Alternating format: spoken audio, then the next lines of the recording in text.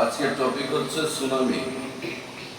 সুনামির ভয়াবহতা, জাপান সরকার সুনামির জন্য কি কি করেছে, অ্যালার্টনেস যেটাকে বলে, আর জাপানের প্রযুক্তি সম্পর্কে আমরা কিছু ধারণা আজকে নিয়ে নেব। দেখো, প্রথমেই আমি বলে রাখি, সুনামি হচ্ছে একটা ভূমিকম্প যেটি ঢেউয়ের তরঙ্গ কিনারায় এসে উচ্চ মাত্রার বেগে মাটি, দালান সমস্ত কিছু নিয়ে শহরের মধ্যে ঢুকে পড়ে। তবে মজার বিষয় হচ্ছে, আচ্ছা আমি বলি, সুনামি যেখানে স্থাপতি হয়, উৎপন্ন হয়, সেটাকে বলে ফোকাস। কি বলে? কি বলে? ফোকাস। এখন এই ফোকাস থেকে সুনামি ধরো শুরু হলো। ফোকাস থেকে যখন সুনামি শুরু হলো, এই জায়গাটার নাম হচ্ছে ইপি সেন্টার। এখান থেকে ওই উৎপত্তি শুরু, মানে এখান থেকে বাড়বে, এখান থেকে বাড়বে। তরঙ্গ, তরঙ্গ কি হচ্ছে? বাড়ছে। এখন তরঙ্গ যখন বাড়ছে, তখন পানির মধ্যে একটা নড়াচড়া ভাব আসছে। সেই নড়াচড়া ভাবটা তোমরা সাধারণ মনে করো, বিশাল অস্বাভাবিক নড়াচড়া। কিন্তু মজার বিষয় হচ্ছে, ধরো এই কিনারায় কেউ একজন কিনারায় কেউ একজন সাঁতার কাটছে। হ্যাঁ, কিনারায় কেউ একজন সাঁতার কাটছে, কিন্তু এই পানিতে থাকা সুনামির ভয়াবহতা বা পানির মুভমেন্ট এই কোনোভাবেই টের পাবে না। সমস্যাটা তখন হয়, সমস্যাটা হয় তখন যখন সুনামির তরঙ্গ, এই ঢেউ পানি থেকে এসে কিনারায় এসে একদম উঁচুতে যেতে চায়। কারণ পানির যে তরঙ্গ, ঢেউ, সেটা স্বাভাবিকভাবে এখানে চলাচল করছে, কিন্তু কোনো কারণে যদি এর গতিপথ বাধাগ্রস্ত হয়, তাহলে সেটা কোথায় গিয়ে দাঁড়াবে? যখন সুনামির ঢেউ কিনারায় গিয়ে পৌঁছায় এবং যাওয়ার রাস্তা না পায়, তখন ভয়াবহ রূপ ধারণ করে শহরের মধ্যে ঢুকে পড়ে, এমনকি মাটি পর্যন্ত ধস দিয়ে নিয়ে চলে যায় এক নাগাড়ে। তো এটার জন্য এখন আমরা জানবো সুনামি কি জেনেছি। সুনামি হচ্ছে ঢেউয়ের সবচেয়ে ক্ষমতাশীল তরঙ্গ, মানে ক্ষমতা সম্পন্ন ঢেউ সুনামি। এটি একটি ভূমিকম্প, এবং এটি একটি জাপানি শব্দ। আর সবচেয়ে বড় কথা হলো, সুনামি শব্দটি এসেছে জাপান থেকে। এখন বিষয় হলো, যখন তুমি সাঁতার কাটছো, মাছ ধরছো, তখন তুমি কিছু বুঝতে পারবে না, কিন্তু সুনামির ঢেউ যখন কিনারায় এসে পড়বে, সে যখন যাওয়ার রাস্তা পাবে না, তখন সমস্ত শহরকে লন্ডভন্ড করে দেবে। সুনামি তোমরা কেউ দেখো না, সুনামি বাংলাদেশে হয়ও না। হ্যাঁ, সাগর উপকূলীয় অঞ্চলগুলোতে হয়, তবে আমাদের বাংলাদেশ সরকার সেটাকে প্রোটেকশন দেওয়ার জন্য নির্দিষ্ট প্রযুক্তি নেয়। টাকা যার কাছে, প্রযুক্তি কিন্তু তার কাছে। আজকের প্রত্যেকটি ঘরে ঘরে অভাব হলেও জাপান এবং চীনের জিডিপি দিন দিন বাড়ছে, মাথা পিছু আয়। এখন জাপান কি করেছে দেখো, এই সুনামিকে রক্ষা করার জন্য চমৎকার একটি বাঁধ নির্মাণ করেছে। বাঁধটা কিছুটা দেখতে এরকম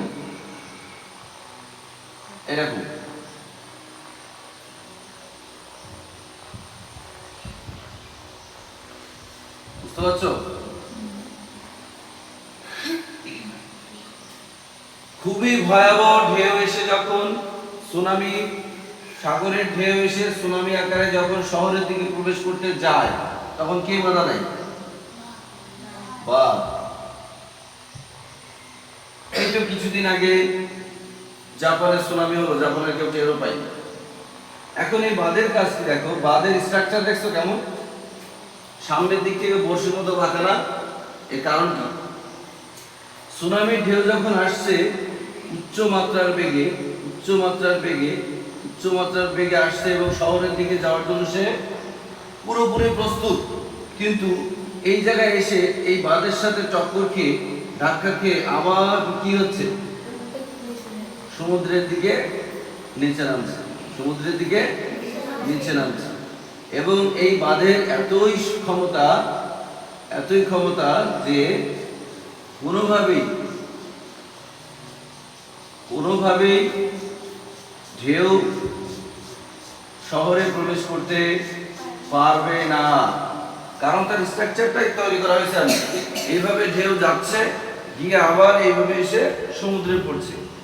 এইভাবে লাগাতার যখন সমুদ্রের ঢেউ পানিতে আবার সমুদ্রের পানিতেই আবার আশ্রয় পড়ছে, তখন এই যে তরঙ্গের যে ঢেউয়ের যে গতি সেটা আস্তে আস্তে কমে যাচ্ছে। এভাবে কিছুক্ষণের মধ্যেই সুনামির ভয়াবহতা কমে যাচ্ছে।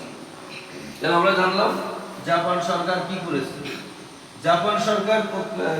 জানলাম। তারপরে আমরা জানবো সুনামির অ্যালার্ট কি। দেখো, জাপান সরকার সমুদ্রের তলদেশে এক ধরনের ডিভাইস লাগিয়েছে, যার নাম হচ্ছে ডার্ট। যার নাম কি? DART, deep ocean alert tsunami. তো এটার কাজ হচ্ছে, ধরো আজকে সুনামি হবে, আধা ঘন্টা বা 1 ঘন্টা আগে রাষ্ট্রকে জানিয়ে দেয়। এখানে সাইরেন বাজতে থাকে, কি হয়? সাইরেন বাজতে থাকে। সাইরেন যখন বাজতে থাকে তখন এই সমুদ্র উপকূলে যারা আছে তাদেরকে সরিয়ে নেওয়া হয়, কারণ সুনামি কিন্তু ভিতরে কিছু করবে না। সমুদ্রের মাঝখানে সুনামির কোনো ভয়াবহতা নাই, তার সমস্ত ভয়াবহতা কোথায়? কিনারায়। যদি কোনো জাহাজ কিনারায় থাকেও তাকে কোথায় নেওয়া হয়, কি বলতে পারো? যদি কোনো জাহাজ সমুদ্রের কিনারায় থাকে তাকে কোথায় নেওয়া হয়? তাকে বলা হয় তুমি যত দ্রুত পারো মাঝখানে চলে যাও। কি মজার না? এখান থেকে সাইরেন বলে দেয় তোমরা মাঝখানে চলে যাও, কারণ সমুদ্রের সুনামি, ভূমিকম্প যাই বলো, সেটা সমুদ্রের মাঝখানে কোনো ক্ষতি করতে পারে না। যেমন সমস্ত ক্ষতি করে কোথায় এসে? কিনারায়। এই যে বড় বড় বিল্ডিং, গাছপালা, ভূমি সবকিছু একদম যদি এই বাঁধ তারা নির্মাণ না করতো, তাহলে মাঝে মাঝে দেখো না যে এই যে ভেনেজুয়েলাতে কিছুদিন আগে একটা ভূমিকম্প হলো। এই ভূমিকম্প কিন্তু সুনামির কারণে হয়েছে। সমুদ্রের যে তরঙ্গ, সেই তরঙ্গের কারণে পানি এতটা ফেপে উঠেছে যে শহরের মধ্যে চলে গেছে, এবং মাটি, দালান, গাড়ি ঘোড়া সব ভেঙে চুরে নিয়ে একাকার করে ফেলেছে। কিন্তু তারা তো আর জাপানের মতো প্রযুক্তি পায় নাই। তারা কি জাপানের মতো বাঁধ নির্মাণ করতে পেরেছে? তোমরা শুধু একটুখানি দেখো, এই বাঁধের ক্ষমতা দেখো। এই বাঁধের ক্ষমতা হচ্ছে এখান থেকে গিয়ে এরকম একটু বড়শির মতো বাঁকা, যাতে করে সুনামি ঢেউ এখানে গিয়ে আঘাত করে এবং সেই আঘাত আবার এদিক দিয়ে ফেরত আসে। এরকম করে তাহলে ফেরত আসলো কোথায়? সমুদ্রের পানিতে আবার আসলো। তাহলে যে ঢেউ বিশাল গতিতে যাচ্ছে, যে ঢেউ পুরো শহরকে তছনছ করে দিত, সেই ঢেউ আবার সমুদ্রেই ফেরত আসছে। প্রত্যেকটা গতি আছে। এই গতি সম্পন্ন ঢেউ যখন সমুদ্রের পানিতে আবার পড়ছে, তখন এর ঢেউ, সুনামির যে ঢেউ, এর ঢেউয়ের গতি ধীরে ধীরে কমে যাচ্ছে। এভাবে শান্ত হয়ে যায় সমুদ্র। আরেকটা জিনিস আমি বললাম, সুনামির অ্যালার্ট কি? ডার্ট, যেটা আগে থেকে আমাদেরকে বলে দেয় যে কতক্ষণ পরে এই আপনার দেশে সুনামি আসতে যাচ্ছে। সুনামি কিন্তু কোনো সাধারণ ভূমিকম্প মনে করো না, এর বিশাল আকারের ভূমিকম্প। তাহলে আমরা কি শিখলাম? সুনামি কি?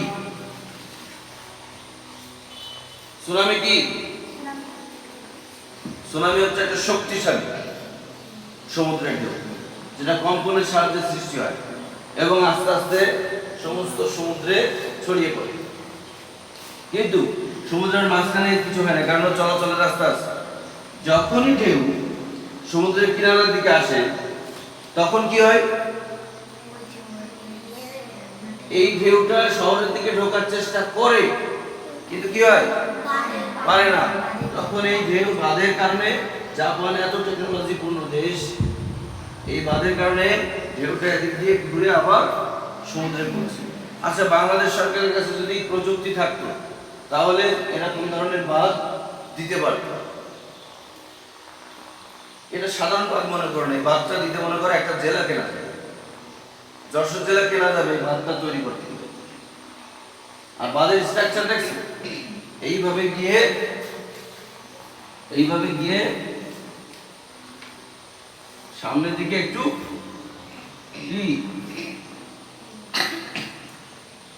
বর্ষির মতো বাঁকা। যদি সুনামির ঢেউ এদিক দিয়ে যায়ও তা ঘুরে আবার কোথায় আসবে? সমুদ্রে ফেরত আসবে। এর নাম জাপান। জাপান আর চীন এমনই জিনিস, সারা বাংলাদেশের মাথা পিছু জিডিপি যখন একেবারে নুজ্জপ্রায়, বাংলাদেশের অবস্থা এত খারাপ, সুনামগঞ্জ, সিলেট এই সমস্ত এলাকায় বন্যার্থদের মধ্যে মাথা পিছু 28 টাকা করে দেওয়া হয়েছে। 28 টাকায় কি হবে? 3.5 কেজি চাল কি হবে? এই সমস্ত দেশে যদি এরকম ধরনের সুনামি হয় তাদের মাথা পিছু দেওয়া হয় কত? 4 থেকে 5,000 ডলার, এবং 1 মাসের খাবার তাদের মাথা পিছু জিডিপি ওরকম দামি। এবার আসুন, সুনামি কি আমরা জানলাম? সুনামি হচ্ছে সমুদ্রের তরঙ্গ যখন শক্তিশালী রূপ ধারণ করে, ভয়াবহ ভূমিকম্প, সেই ঢেউ, সেটা হচ্ছে সুনামি, যা পুরো শহরকে তছনছ করে দিতে পারে।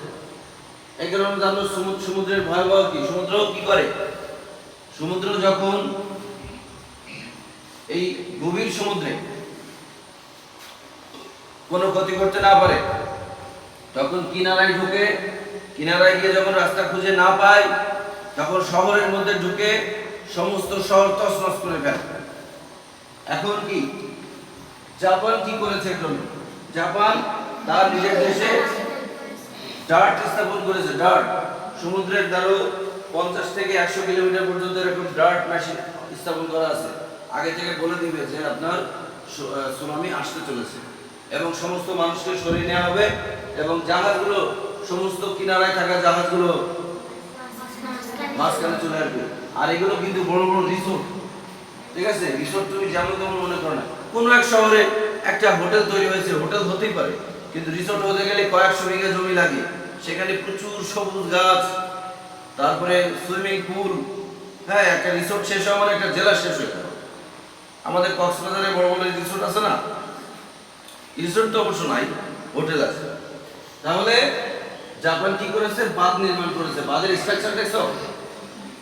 এই বাঁধের স্ট্রাকচার দেখছো? কি চমৎকার স্ট্রাকচার! সুনামি ভেবে বাপেরও ক্ষমতা নাই যে শহরের মধ্যে প্রবেশ করবে। আর আমাদের দেশে বাঁধ নির্মাণ করলে তো সেই বাঁধের এই গোড়ার থেকে আগে ভেঙে যাবে, একদম মাস্ট 100% ভেঙে যাবে। গত সরকার গুলশানে রাস্তা করেছে, সেই রাস্তাটা বেশ পুরু, কিন্তু রাস্তার ভিতরে দেখলাম ফাঁকা জায়গা আছে, এবং গুলশানের মতো একটা বরাদ্দকৃত জায়গা, একটা ধনী এলাকা, সেখানকার রাস্তাও ভেঙে গেছে বন্যা। আমরা যশোর জেলার মানুষ, আমরা কেন জানি না একটু ভাগ্য নিয়ে জন্মেছি। আমাদের দেশে, আমাদের এলাকায় কোনো সমুদ্র নাই, নদী নাই, এই জন্য আমরা সেই সুনামি, ভূমিকম্পগুলো টের পাই, বন্যাগুলো টের পাই। হ্যাঁ, 2000 সালে একবার বন্যা হয়েছে, আমাদের দিকে ঢুকেছিল ভারতের কারণে। তাহলে আমাদের উদ্দেশ্য কি হবে? আমাদের উদ্দেশ্য হবে টেকনোলজিকে এমন পর্যায়ে নিয়ে যাওয়া যেন জাপানের মতো বাঁধ নির্মাণ করা যায়। এর জন্য কি দরকার? বিদ্যা দরকার। আমাদের দেশে কিন্তু বিজ্ঞান ও প্রযুক্তি বিশ্ববিদ্যালয় আছে, তো সেই বিজ্ঞান ও প্রযুক্তি বিশ্ববিদ্যালয়ের কোনো ভূমিকা নাই। আজকে 50 বছরের বেশি বছর ধরে দেখছি বাংলাদেশে বন্যা হয়, বন্যার পানিতে সব তলিয়ে যায় ঢাকা শহর। এটাকে পয় নিষ্কাশনের ব্যবস্থা করার মতো বিজ্ঞান নয় বাংলাদেশে, অথচ প্রতিষ্ঠানের নাম হলো বিজ্ঞান ও প্রযুক্তি বিশ্ববিদ্যালয়। কিসের বিজ্ঞান আর কিসের প্রযুক্তি? তাহলে আমাদের উদ্দেশ্য হবে এই ধরনের বাঁধ নির্মাণ করা। তারপরে সুনামির অ্যালার্ট কি? সুনামির অ্যালার্টের মেশিনের নাম কি? ডার্ট। সুনামি যেখান থেকে আরম্ভ হয় তার নাম কি? ফোকাস। আর যেখান থেকে তরঙ্গ সৃষ্টি হয় তার নাম কি? Epicentre. তার নাম কি? Epicentre. এটা থেকে আগামী ক্লাসে আমি তোমাদের প্রশ্ন করব। এই জাহাজটা অবশ্য জাহাজ হয় না, টাইটানিক 2 হয়ে গেছে নাকি, এর নাম টাইটানিক 2 আর কি। যাই হোক, তোমরা বুঝে নিলেই যথেষ্ট।